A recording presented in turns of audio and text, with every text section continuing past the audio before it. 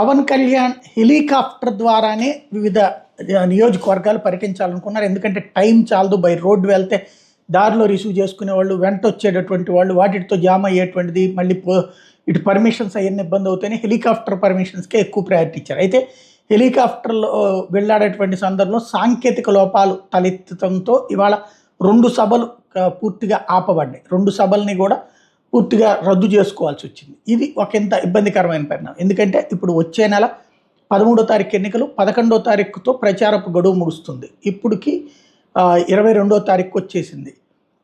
ఇక రాబోయేటువంటి రోజుల్లో ఉన్నది పరిమితమైన సమయం. ఆయన తిరగడానికి సరిపోదు. కానీ ఒక మీటింగ్ అంటే దానికి జనాన్ని పోగేయడం కానీ, భోజనాలు గీజనాలు ఇవన్నీ ఏర్పాటు చేస్తారు సాధారణంగా నాయకులు. ఇప్పుడు అవన్నీ ఒకసారిగా మళ్ళీ డబుల్ ఖర్చు అవుతుంది రెండోసారి పెట్టాలన్నప్పుడు. అది కొంత ఇబ్బంది అవుతుంది, తప్పదు. కానీ ఈ టైంలో పవన్ కళ్యాణ్ అవసరం, పవన్ కళ్యాణ్ ఆశీస్సులు అవసరం, పవన్ కళ్యాణ్ తోడు అవసరం.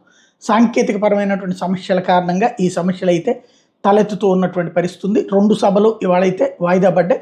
ఒకంత జగన్కి ఇవాళ సంతోషం అనుకుంటే, ఎందుకంటే పవన్ రోజు ఆవేశంతో ఊగిపోతూ చేసేటువంటి ప్రసంగాలు జగన్ అభిమానులకి గుండెల్లో ములుకుల్లా గుచ్చుకుంటుంటే, జగన్కి కూడా సైకలాజికల్గా తగులుతుంటాయి.